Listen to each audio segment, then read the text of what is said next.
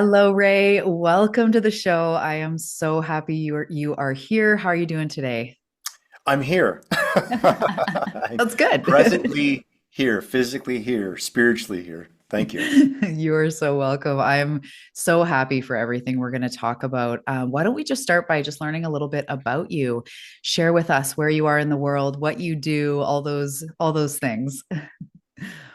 Well, so I'll give my boring credentials. I have a master's in counseling psychology and a doctorate in clinical psychology, and but primarily my work is more kind of intertwined with Eastern philosophy. I've trained under Montauk Chia, that's an example. So I also can teach Qigong, but I've always been interested in also in science. I'm a Joe Dispenza fan. Mm, So my excitement comes from you know, living my life in a spiritual way, understanding how the universe works. And it's so amazing when it's validated by science. And mhm. so the work I do, and when I work with my clients, and I've worked with over 6,000 clients, I've been a coach for a really long time, that we are going to talk about law of attraction.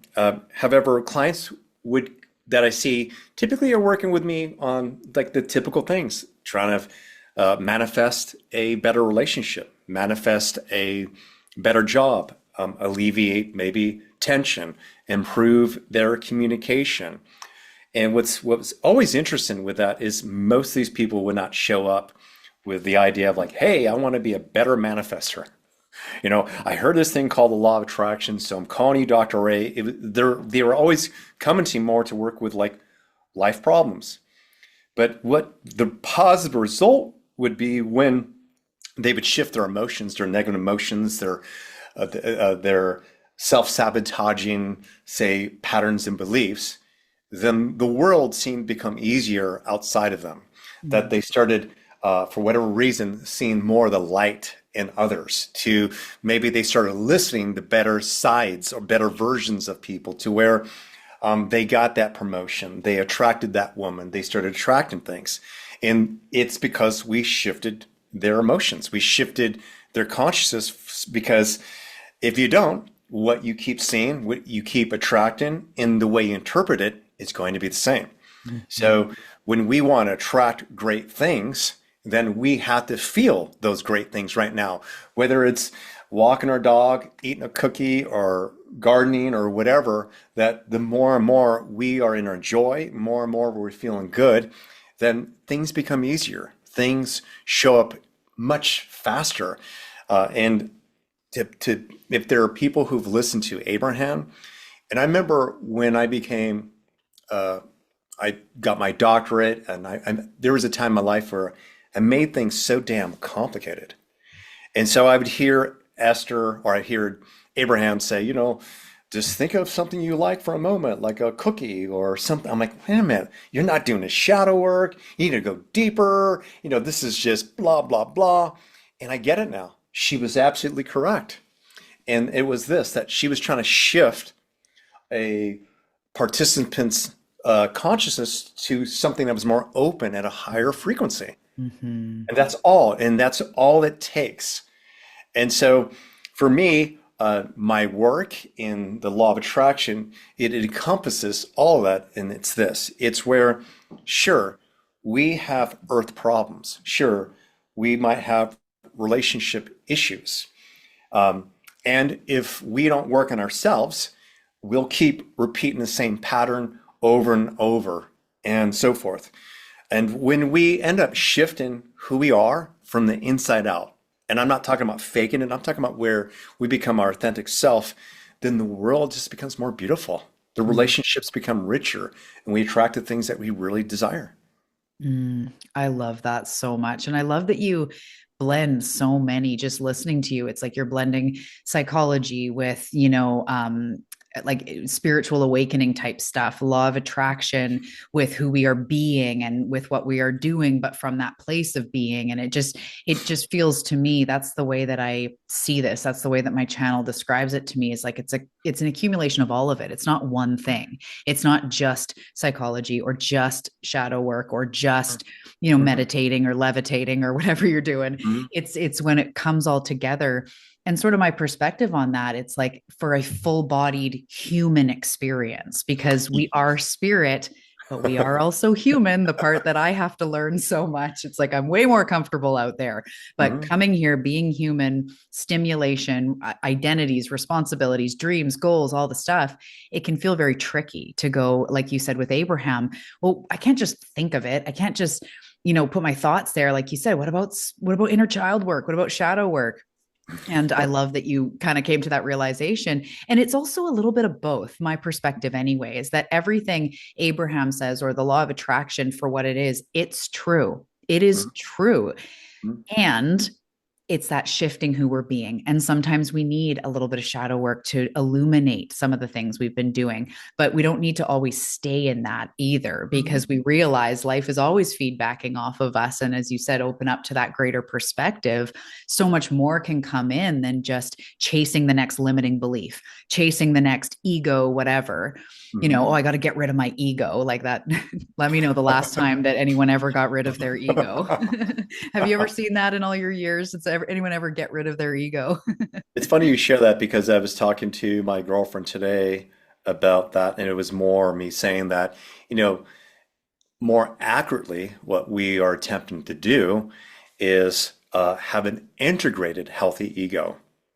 To know the difference between right and wrong, to whether or not we want to move forward in a direction with a person and that we can trust our intuition. And so, oftentimes, what happens with people is that if they have unhealed trauma, and that leads the ego. You know what I mean? And the ego Mhm. would say, this is a threat. And so therefore that person who has that PTSD or just unhealed trauma really communicates as if there's a threat. Mhm. Yet a healthy ego, a person who's maybe done some inner work, even in a moment they're triggered, they can notice, okay, and we all do this, or maybe we don't. Some person's gonna think, oh my God, this guy's got anger issues. So let's just say we're on a freeway and someone cuts you off. I mean, I don't know. I've had the experience where I'm like, I just wish I had like a 1965 Impala and just boom, right Yeah. into the other lane, like, you know, and uh, but I don't do that because I have a healthy ego. Right. I have a child. I'm not going to do that. You know what I mean? So I understand a feeling, like an emotion that is fleeting, and yet I make sure I stay on purpose and Mhm. aligned with like who I really am and where I want to go. And Mhm. so that would be a more integrated, healthy ego. And that's why, if we have an argument or we feel bad, that we take pause if we're not sure. Because the thing is, life is not conspiring against us. Bottom line, people are not conspiring against us. Sure, there might be one person who is trying to sue you. Sure, I'm not talking about that. I'm talking about in general, people are not like the world's not against you. Bottom line. And I know some people might feel that, but those people who feel that, I can guarantee, because it's come up every time, not once in a while, there often is self-hate. There is um, the feeling of unworthiness to I can't trust people or people will betray you. And Mhm. therefore, what they see or what they experience in the world is what's being manifested through that vibration that putting out there. Mhm. And so, but when we recognize, wait a minute, this is a neutral, unconditional universe, and it's so unconditional, it will send me shit. It'll send me all the bad men who I talk crap about all the time. And why would I Mhm. be surprised they keep showing up? I mean, it's Mhm. physics, it's just moving, it's just moving in a direction towards me. With a healthy ego, you recognize, that, huh, I have an emotion, I have a negative thought, and that's happening within. Mhm. That's happening within. There's Mhm. nothing outside of you creating that. Sure, you might be triggered. You might read something. You might even hear our voices. My voice can sound like an ex-boyfriend And you're like, I don't even like this asshole. Yeah. But it's not a truth. Yeah. You know, it's true that you're having an experience, of what what's coming up, but what you think about me is not true. And the Mm. cause of your trigger is not because of me. It is because there's some unhealed part of, that person's experience that's getting kicked up, and I just happen to be the person they're projecting it onto. Hmm. That's see, that's exactly, well, of course, shadow work, but that's where the deeper work, it's almost like it gives you an awareness like, hey, we have a shadow. Or I love Neville Goddard, like old school, and how he says the world is you pushed out. So it's like once we have these awarenesses, Mhm, awareness of projection, awareness mhm, of shadow. That's mhm. when we don't have to spend our entire life in shadow work, always going into the next trauma or going into why do I do that? And why did I do that? It's more about that awareness. So when the same man showing up in 17 different skins in a relationship, or the same dynamic showing up over and over, or money, you might get a raise but then you're back to where you were, or Yes. whatever it is, then we can become more aware of it without having to be in the work all the time. The work becomes about awareness. And it reminds me of, my channel one day said, try to respond to life instead of reacting to life. And it reminds me of what you were saying with the ego. The ego reacts to life. What the heck? And you're texting back or you're giving them a piece of your mind. But if you just chill for a second, do whatever your tools are, take a deep breath, reset, go in nature, whatever, take a second, then we can respond to life when we're aware of the shadow or whatever else. We're like, wait a minute, I'm going to respond differently to this because I'm now sort of aware of that. Do you feel the same that way, or does Yeah. that? It's actually, do you know who Bashar is? Yes, I do. Okay, so I'm friends with Daryl, and I've had a lot of private conversations with Bashar Mm. at Daryl's house. In fact, my book, All It Takes Is One, Drop Your One Big Hidden Belief and Master Your Life, a lot of the concepts came from our conversations. And I don't mention his name in a book, but a lot of our conversations were about like what's it like in a more, say, evolved civilization. Not better, just evolved, like being an Essassani, whether people believe this or not. And through that, what Bashar has brought up is that, like, on Earth, you have so many limited beliefs. He said, when I was going through some, say, program to uh, make first contact with people on Earth, that I thought it was a trick. He said they created a simulated like experience and where everything was like negative, and he thought it was a joke. He thought it was a joke. He didn't realize that humans had such like limiting beliefs. Mhm. Okay, so a big part of my book is eliminating those beliefs. A very simple process in which anyone can do some self-coaching and start um, chipping away those ways of like thinking and being in a very simple process. But one of the reasons why I'm bringing up Bashar and how it relates to kind of your question and your process is this. What's so cool about him, he's got a very grounded approach, bottom line.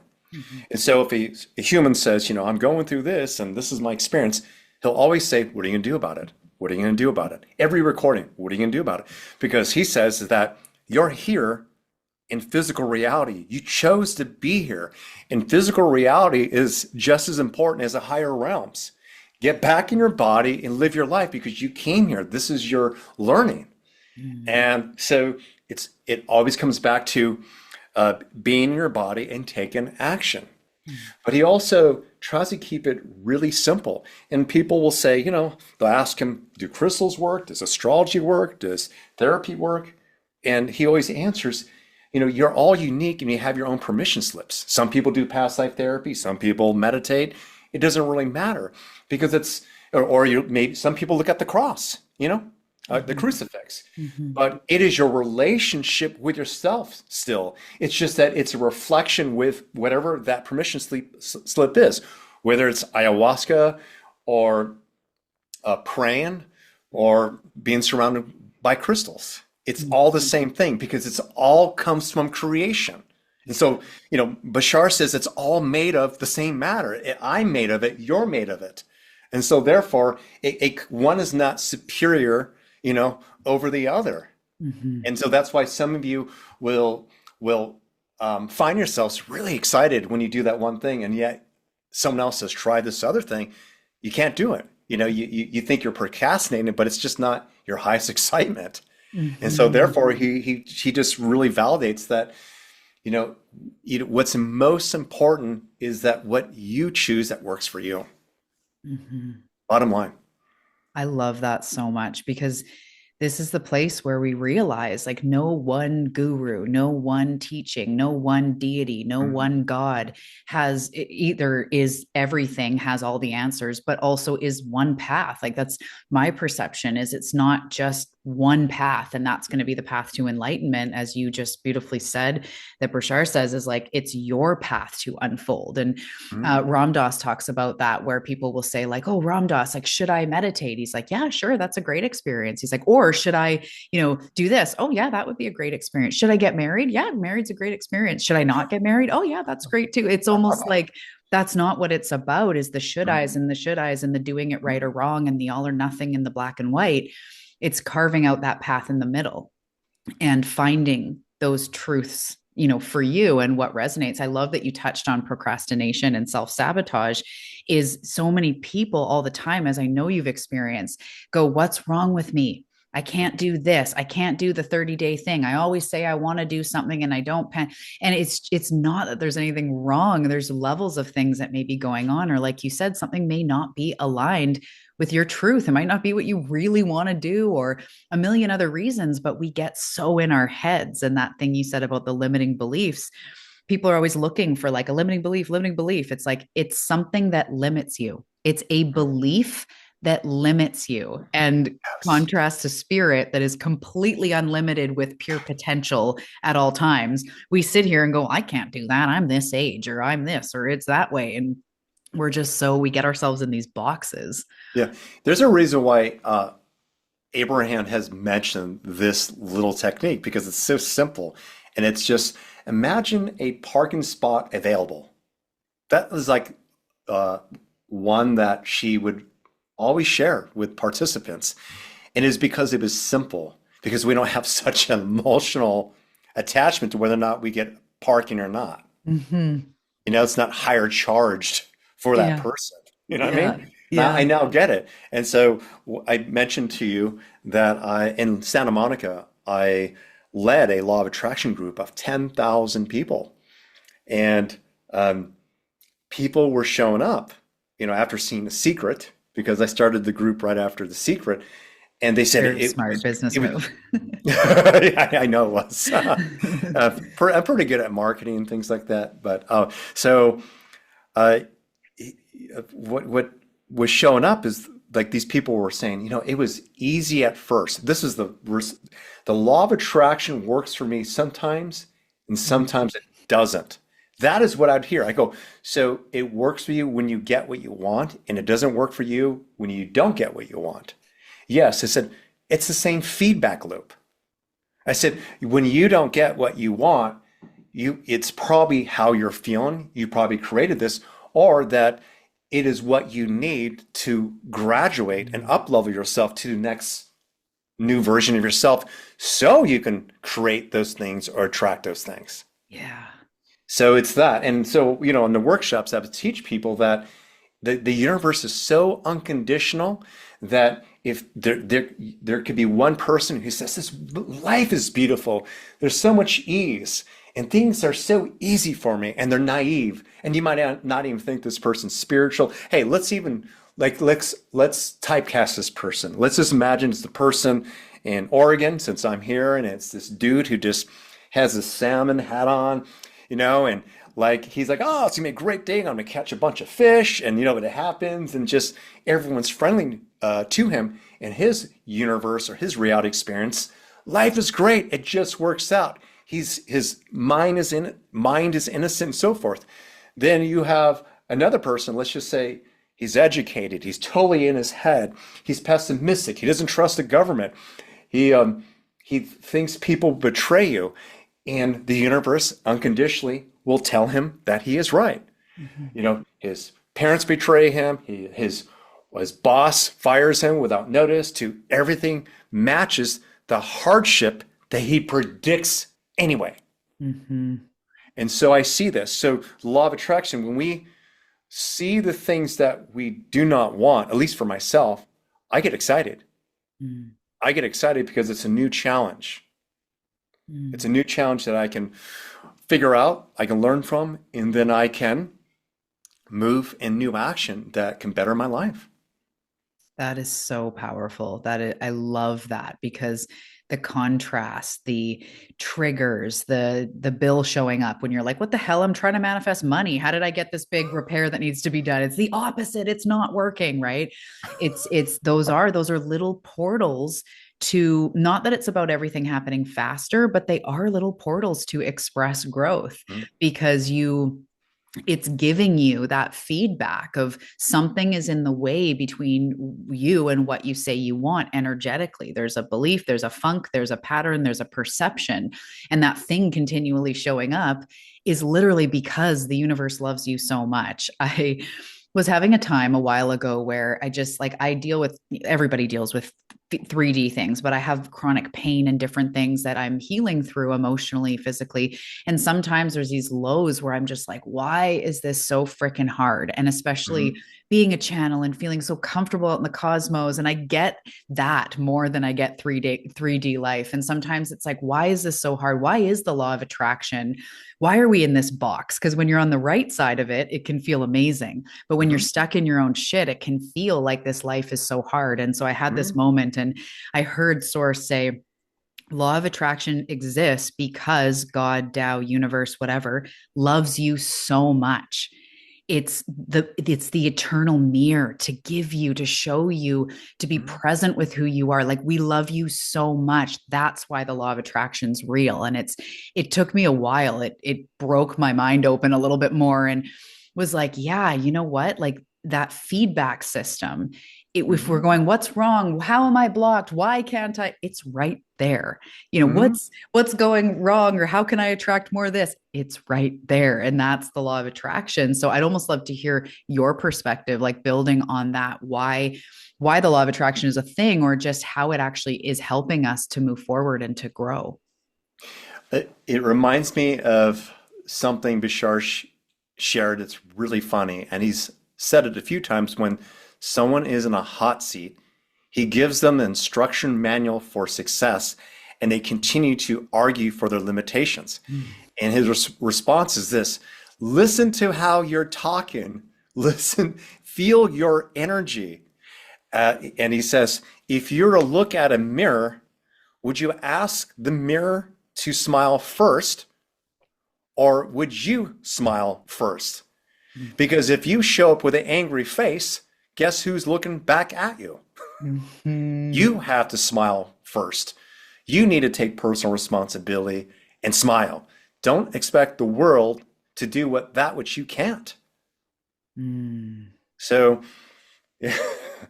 that's kind of like my approach as well. And you asked me a question, but I want to kind of bring it to a different response because I think this story will illustrate this a little bit more because it's something that's real. It's happening in my relationship right now.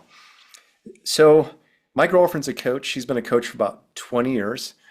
And it's interesting how lately she's been kind of having to navigate through some health challenges to, and yet she just wants to keep working or move forward into randomly. And it wasn't randomly. There's no coincidence. I thought she can skateboard, and because she was really good at snowboarding, she gets on my longboard, and it wasn't, like a long ride. And I don't know what she did, but she slipped off and hit her tailbone. And she's actually at this very moment getting some x-rays because she started experiencing vertigo. But all these physical discomforts that she's experiencing, I think it's more the universe saying, sit down, Mm. fucking sit down and rest. Mm. You know what I mean? And I'm sharing this because it's not like it just was random. She's actually a yogini and pretty athletic. So her phone was strange. And so a lot of times we, in our mind, we think our success or our happiness is going to come from our efforts. There's this idea that we get that this one thing that we do will fix all our problems and the tension in our bodies will alleviate. Many people will think if I only had this type of man or woman, then my life would be fulfilled and I would be excited. And most people, first off, don't attract those things because the vibration they have is, I don't have. I'm not enough. I don't feel complete. And therefore, what they attract is themselves still, and that is unavailable people, to people who don't want to take personal responsibility. It's a reflection of themselves, and so forth. So, the universe is our friend. It is our friend. It's our companion. And when we get so caught up in our head, it's really important to think about it this way. Most of us will think about what we need to do or how it's going to work out to better our lives. However, if you really understand consciousness, that's coming from a generated, contrived place within ourselves of what we know, what we have done already. In other words, we're trying to rearrange history, or we're trying to rearrange our lives by what we had once experienced. And yet, our consciousness is always moving forward. And therefore, oftentimes people will experience a very stagnant life because they are trying to use the past. And if the past didn't work out, you're creating the past now. You're creating the past now. Therefore, every day is like the same day.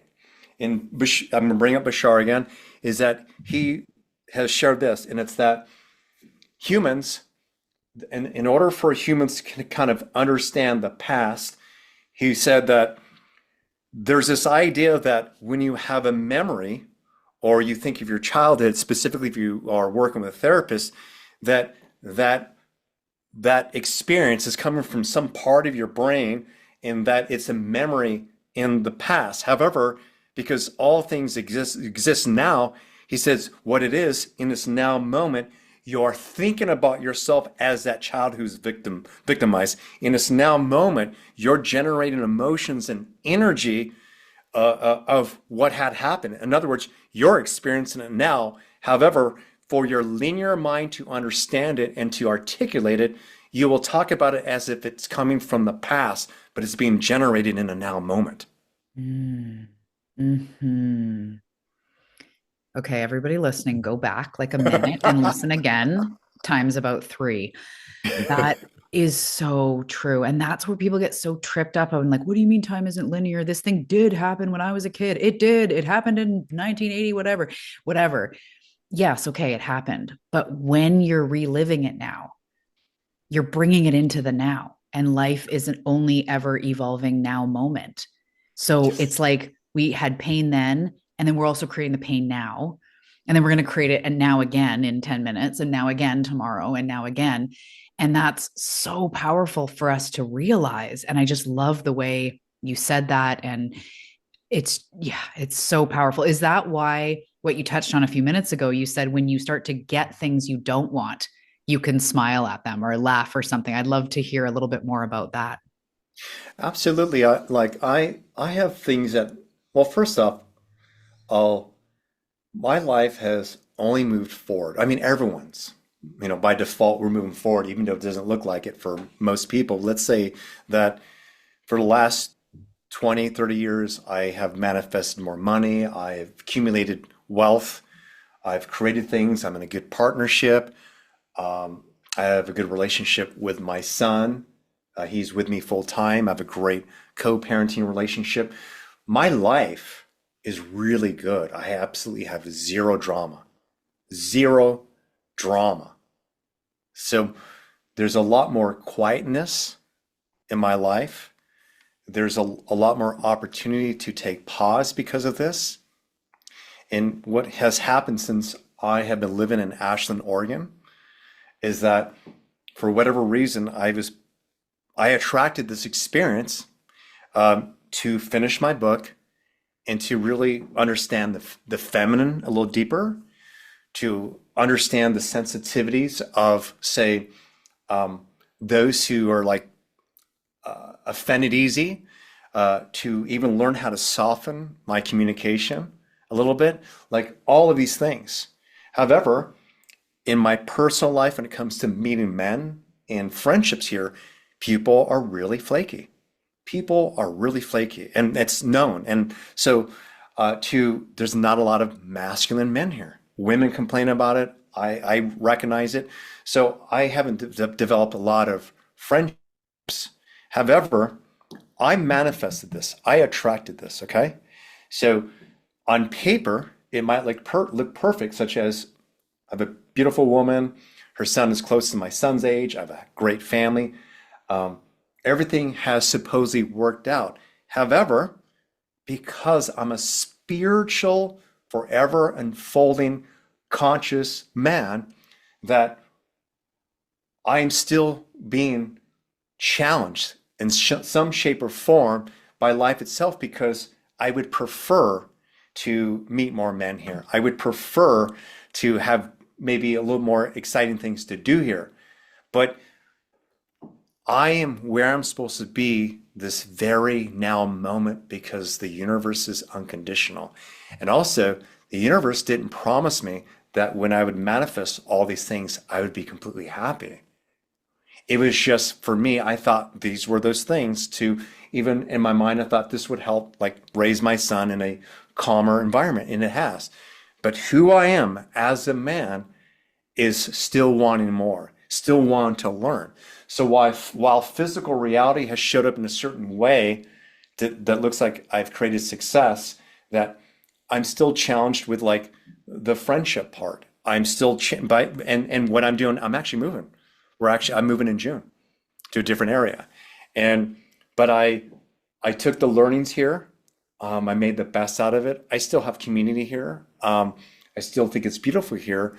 But if I had not experienced what I experienced here, I probably would have never gotten that part of my communication that needed more softening.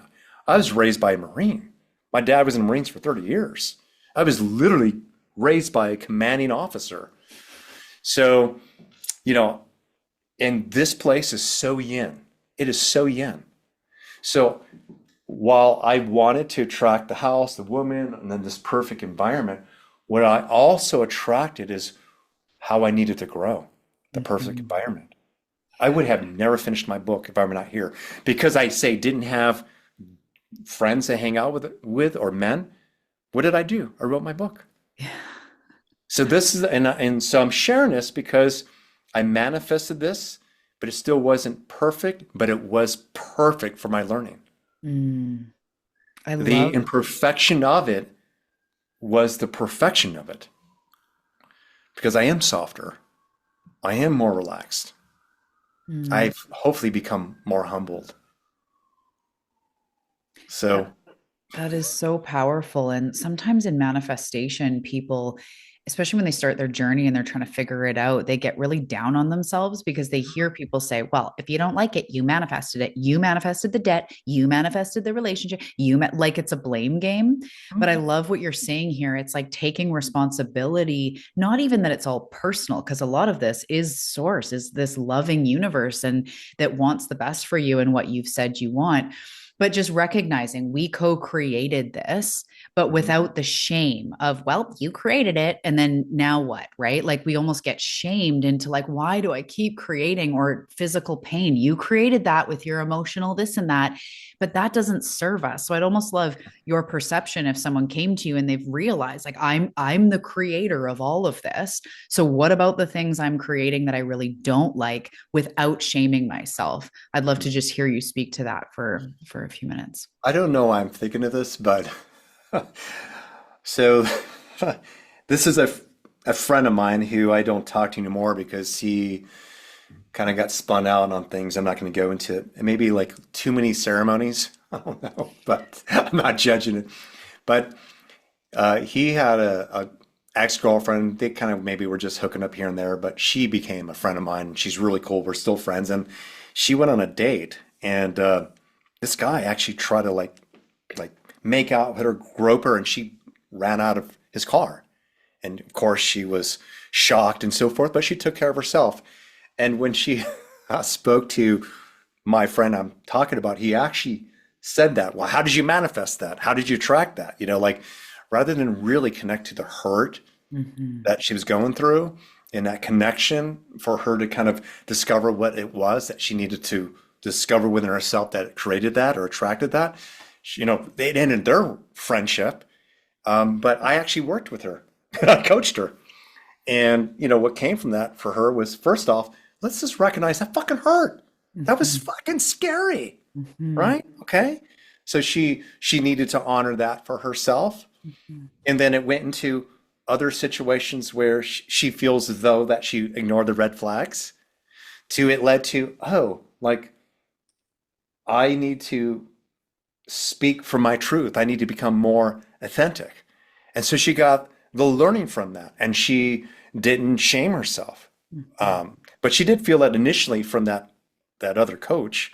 So, you know, here's what's interesting about that, if we want to go deep for that, is we're in a we're very much in a black or white thinking culture. Hmm. Bottom line. There's and our there's like, left, right. I mean, there's a middle ground to everything, and that's consciousness. And what I mean by that is I'll give this example and then connect it to the shame. So Bashar teaches and I teach, and that is that there's never just two, there's a third. So like you and I just met for the first time, Talia. And while it's two, say, separate people, you are where you live, and I'm where I'm at, and we're sharing ideas. You and I together are becoming a third. Hmm. There's a oversoul experience. There's a becoming of us. And so, you and I just talking, is creating more. And if you and I were to develop a great friendship, it would be built off of this mutual respect and so forth. And while our human experience would be focused on the idea that this person's cool and I could talk to her, this guy is a different type of guy and I feel like I can trust him and all of that. What's happening to your consciousness and my consciousness also is what it's all about. And that is where I can trust more men. I can trust more women. I can be more myself. I can be more myself. And Hmm. that creates positivity. And that energy is, uh, uh, you know, put out into the ethers for others to feel also that trust also. And so we humans, we have the ability to create so much more. And this idea of shame comes from this, or this idea of, you know, good or bad. When we were grown up as children, and not all of us, but many of us, that we would say, want that cookie. And it was like 8 o'clock at night. And within our consciousness, we didn't know sugar was going to keep us up. We didn't know that our parents actually cared about us. But what we experienced was, say, rejection. Okay? We don't know that stuff. Okay? But we hear the word no, and no equals pain. Right? And yet it was for our benefit. But we didn't know that. Okay? To, um, we say, do something well, whether we're performing, playing a guitar, or something. We see our parent smile when we do something good. And then when we do something that maybe is not so good, we see them not smile, recreate the idea that there was something wrong with us versus that whatever we did wasn't in agreement with our preferences. Hmm. Hear the difference? Hmm. What we did as an innocent child did not meet their expectations Yeah. versus I was wrong. And if more children, more adults were educated from this perspective, they'd recognize I was a fucking kid. I was never wrong. But I created the idea I was because um, early on I recognized in survival, and there's truth to this, and a lot of parents don't really want to like this sounds very detached. When you're a little baby, meaning you're in that space, you see like objects. Yes, you might smell your mom. She smells familiar. And there's this idea that our children love us immediately. No, it's more that children are loved anyway, and that this person, this parent who's consistent, when we cry or we poop or whatever, this thing comforts us. And in time, we develop an attachment to our mother or father. And we create the idea that they support our emotional well-being. They help us when we feel discomfort. So our sense of self, our sense of protection, our sense of safety becomes about their response to us. So early on, we create kind of like a codependent relationship. And so when that parent is not lit up by something that we do, we think we did something wrong. Mm. And so with early development with children, it's very important for children to start um, understanding kind of like their own individual universe, and that the whole world does not revolve around them. And eventually, children start experiencing that 8, 9, 10 years old. But children who don't grow out of that, those are the adults you see where they take everything personally. Mm. They get defensive. They're always saying, "I'm sorry, I'm sorry, I'm sorry." They're people pleasers and so forth, because there's this unhealed part of themselves that they made their parents unhappy or something like that. Hmm. Yeah, it's like we attach to that so early, especially the right, the wrong, as you said. And I know in the spiritual realm or manifestation, it's like if you're not getting your $10,000 extra a month, or if you're not getting the soulmate walking in by June 1st or whatever, you must be doing it wrong, which is also something, it kind of ties into what you're saying about your friend. It's like if something unfavorable happens, it's like, oh, what did you do wrong to attract that? But Mhm. that's not at all. Like I believe, and from what I see, spiritually, energetically, there is no wrong. There's Mhm. always trajectory and there's always momentum. So if we keep doing one thing, we'll create a really strong momentum in that direction. But we're not right or wrong. I even believe, some people like to hear it, some people don't. If we spend our whole life unhappy, or we become lost in addiction or whatever and never figure it out and then die, I Mhm. believe we still exponentially learn. Our team loves us. We're greeted with love. We learn from it and we take those lessons and fold them into our next life or whatever, however it works. But there really is no right or wrong. So if something happens, like what happened to your friend, we immediately go into like, I must have created that, shame, shame, shame. As you just said, it's like we're fueling those old patterns of, right, wrong, guilt, all this, and almost looking at it from a self-growth lens, trying to look at it from a self-growth lens, but it's really just a shame lens of what I must have done wrong. Yes. I just noticed you have two lava lamps. Yeah, I do. I do. That's what my inner being feels like at any one time. Like, whoa. It's really cool too what you said about those the third energy, and I relate to that with overtones. Is like in music, if you harmonize, if Mhm. two notes or three people are harmonizing in proper harmony, there creates what's called an overtone, which is like the resonance. Yeah, yeah, And yeah, yeah. yeah, and you can listen to that and it creates a whole new field. And I Mhm. think that's what you were saying. Like there's you and there's me here, but even the physical conversation we're having is a different thing. What people are going to hear from it, the ripple effect, the energy in the room. We create so much that's beyond just the two, physical parts. Yeah, absolutely. The third. So the whole concept of the with it the Holy Spirit, the Father, and the Son, that's the Trinity. That's Mm. it. There's misinterpretations, or let's just say it's been translated a little bit differently, but Bashar explained that as well, is that that's what he's talking about. Yeah. Yeah. And there's the learning. It's not good, bad.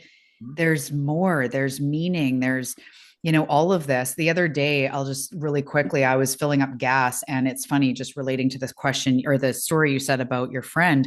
I was filling up with the gas, and this guy came up and he was just coming on real strong. And he's like, "Oh, you look beautiful, and oh, your hair looks beautiful." Something he's trying to make jokes. And immediately I was just uncomfortable because I just got this feeling of like, okay, what does he want? And he just kept coming on stronger and stronger. He was trying to sell me something that cleans your car or whatever, but he kept saying pretty lady and pretty Oh, lady this and that. And I kept saying, okay, I got to go. Like I legitimately was heading out of town and I was like, I mhm, needed to go. I wasn't on time. I needed to, go. But I'm working on speaking up, mhm, literally speaking my truth, speaking up, boundaries, saying like, I have to go. Bye. Like I want to people please. I don't want to offend him. Maybe he'll wrap up. So he kept coming on. And I'm going, first of all, I don't want this car spray cleaning thing. Also, like, you're coming on really strong with this pretty lady stuff, is like what I'm thinking in my head, moving closer to me physically. And I just really was getting this no feeling. And I heard inside, like, assert your boundaries, say no. Right. And so I'm like, listen, I really got to go. No, thank you. And he kept going and he kept going. And I was starting to just go, like, is this going to turn ugly or what's happening here? And he kept stepping closer. And finally I said, you know what? Thank you. No, thank you. I got to go. And he had somehow passed me the solution thing he wanted to sell. And I put it back in his hand. I got to go. And I got in the car after, and it kind of left me rattled because it was mhm, really in my face and it felt mhm, creepy and it felt all this. And my first thought was like, I'm really working on my personal power and vocalizing it more than anything. Not just knowing who I am, being that when I need to have what people would say as boundaries, or being assertive, right? So being assertive can feel like aggression when you're not used to boundaries, when you're not used to having that voice, that inner energy or fire inside, personal power.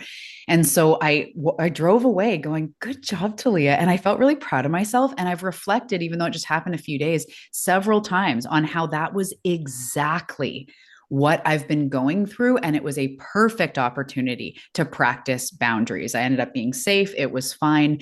But I kept reflecting on, like, funny how that would just come up mhm. right in the period of time, like talking those weeks where I'm Yeah, really looking at that, and yeah, literally speaking up to strangers was a theme. And I just thought that was such an interesting orchestration that happened there.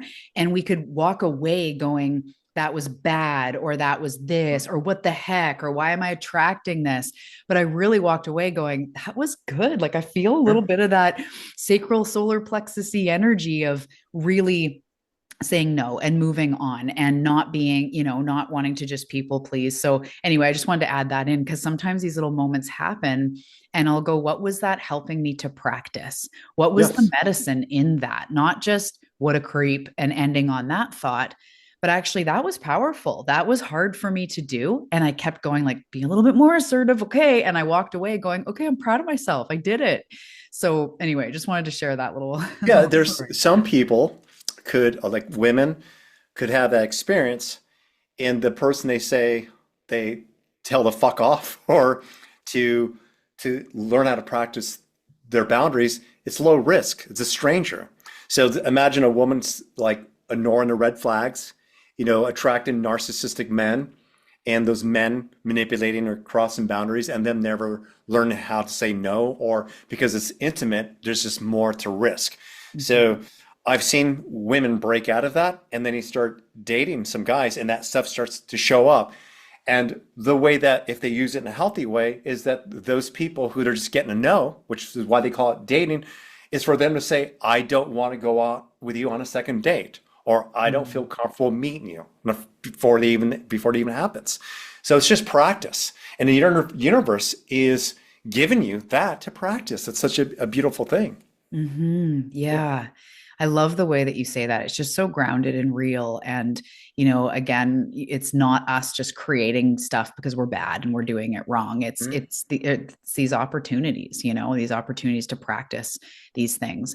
So I'd love to bring the conversation back to law of attraction. I also want to hear about your book and where we can find your book and everything, but I want to hear about the law of attraction. People watch The Secret, and I kind of just, what I want to ask is, what do you think people are, I want to say, where are we getting it wrong with law of attraction, but I've just spent 20 minutes saying how there's no right or wrong.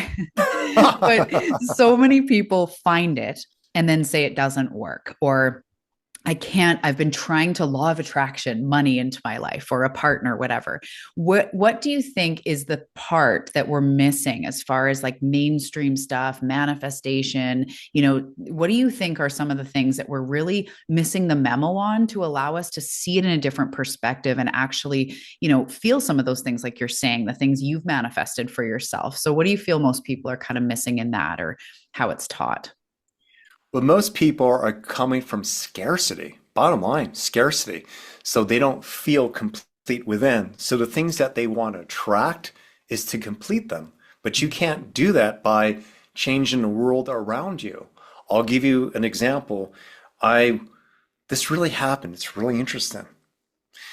There was a man who I worked with who wanted to make money and he wanted to use that money to buy a Mercedes.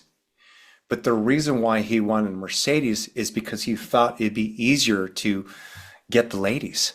He thought he would make him look more worthy, attractive, and so forth. And what actually happened was this. He envisioned it, and there was a night where he hears this big crash. A car went off like the off ramp and landed into his roof. It was a Mercedes. Okay? That really happened. And so, quite a wake up call, literally. And so, when we're coming from a place of scarcity and negative emotions, that will override the things that we think we need. Mm. When we don't feel really good about ourselves, what we're emanating out there is more of what we'll attract. So the universe is unconditionally trying to say, we'll support you, but we want you to feel good. And we're gonna help you attract the things that seem like challenges to help like expedite your growth.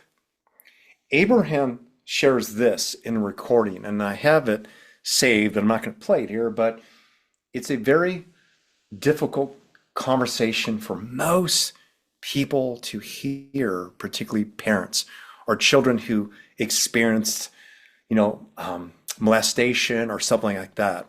And a woman spoke at her seminar and said, and she had such a beautiful heart and beautiful voice. She said, well, how did I manifest this? I was an innocent kid. I wasn't doing anything. And this happened to me. And Esther answers in a very sensitive way. She said, we understand that as humans, how that could be. She said, but remember, when you're a little baby, your parents are offering vibration. When you are a baby and they're watching TV shows, it's offering vibrations and thoughts and beliefs. So a baby becomes kind of somewhat like a sponge, a sponge. But she said this, she said, we have never met great creators who try to choose a simple life. She says that what we notice, those who become masters chose something early on so they can live most of their life, 70 years, experiencing the things they prefer in abundance. And that's what she said. And so in that, you can hear the woman like start to cry. It's a recording. And Esther, like you can hear and say, look at you, look at you. Look how beautiful you are. Like, and the woman, you can sense that she's glowing. She's like this evolved soul. And she wasn't talking negatively about whoever perpetrated her. She was just really trying to understand it, but she was healed already. But she wanted to ask the question. Yeah. And so the reason why I bring this up is that what we're manifesting in this now moment didn't just happen. It could be something that we picked up from our parents, our culture, the collective consciousness. Even this now moment, there's a lot of uncertainty because people really believe that their life is going to be shit until they know who won the elections. And they've been living in the space of uncertainty. And the way it's shown up in their life outside of the elections is there's uncertainty everywhere else in their own relationships, with their kids, with their work. And it's interesting how it's manifesting in their life, but they're projecting it onto the elections. Mm-hmm. And so that's, by the way, that's a part of my book where I talk about a collective healing release. Because what I do is just how I shared that is I teach people how to recognize when you're triggered by what you see, particularly big events, that there's got to be some part of you that is working through this also. And you are working through this in this perfect time for this perfect reason. It's for you to get to a place of clarity and self-empowerment beyond what's happening with the elections. And so in my book, it helps you take personal responsibility and grow and move in a better direction, regardless of those experiences around you that you don't prefer.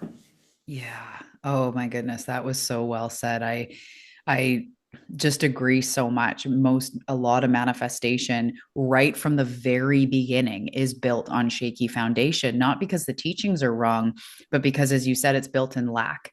And Mm. that becomes a question of like, well, how do I want more money without acknowledging I don't have the money now? Or I don't want to be single anymore. And I love Abraham totally cracked my head open to this, more than a decade ago about how when we're doing that, we're basically saying that like I'm broken until I have that. Or we're constantly, she would say, like, we're constantly realizing more of what we desire by Mhm. seeing what we don't want, by seeing, a little bit of what we do want, a little bit of what we don't want. We're Right. always learning. So if you're in a relationship and they're not the one, you close that chapter, you move forward, you have learned more about what you do want. You liked how we did those things and we traveled and they were really fun, but I didn't like how we couldn't communicate or how whatever, right? You're realizing more and more about what you want and what you don't want, what you desire, what you don't desire. But we tend to focus so much on what we don't want that that's the springboard into manifestation. I don't want to be broke. I'm going to manifest money. I don't want to be sick. I'm going to manifest wellness.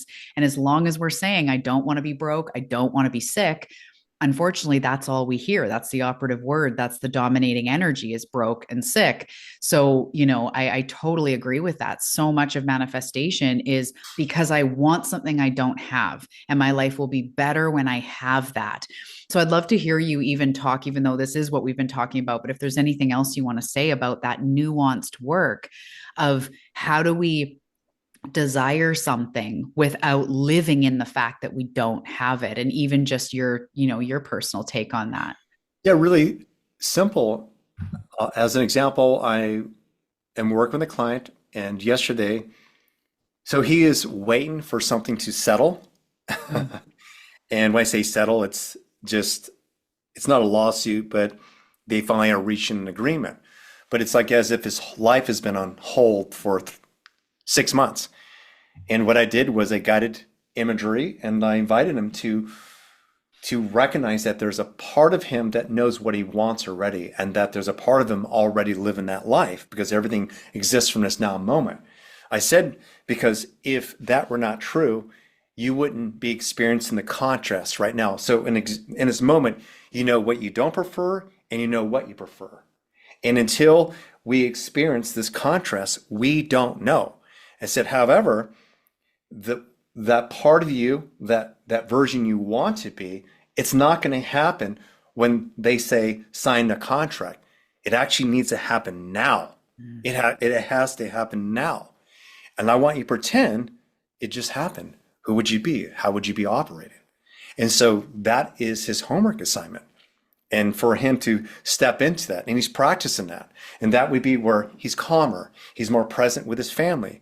Uh, he is more relaxed about work, like all these things. Because when we start acting in that, not only are you going to start feeling better, that you'll start attracting more what you prefer. It's kind of what Bashar said. You got to put it into physical reality. You got to put it into action. That's the bottom line. So when people hear this, you can go down this complicated processing path, like you talked about, where, oh God, I want to process, process, process. Listen to this. The universe loves progress more than processing. Mm. Bottom line, creation loves progress more than processing. Not that one is inferior and the other one's superior. It's that the creation just keeps becoming more and more and more. So why not get on that wave? Hmm. Bottom line. And Yeah. so it could be just listening to this, and some people might go, God, I got to read his book and then I'll figure life out. Or another person would go, you know what? I'm going to go get my nails done. Work was a little bit slow, but I'm going to do some self-care and just be in that space that it would be like if, money was coming in, you know? Hmm. And like as an example, I remember, I don't know when it was, like maybe 15 years ago, like there was maybe a month that it was a little bit slower, and I actually went on a vacation anyway. And then all of a sudden I got all these phone calls. It's Hmm. like I all of a sudden I got booked up again. And it was because I was so focused on how it was supposed to happen, I was collapsed. And the universe was unconditionally saying, you're not even available. So when I started to relax, all the clients started to show up.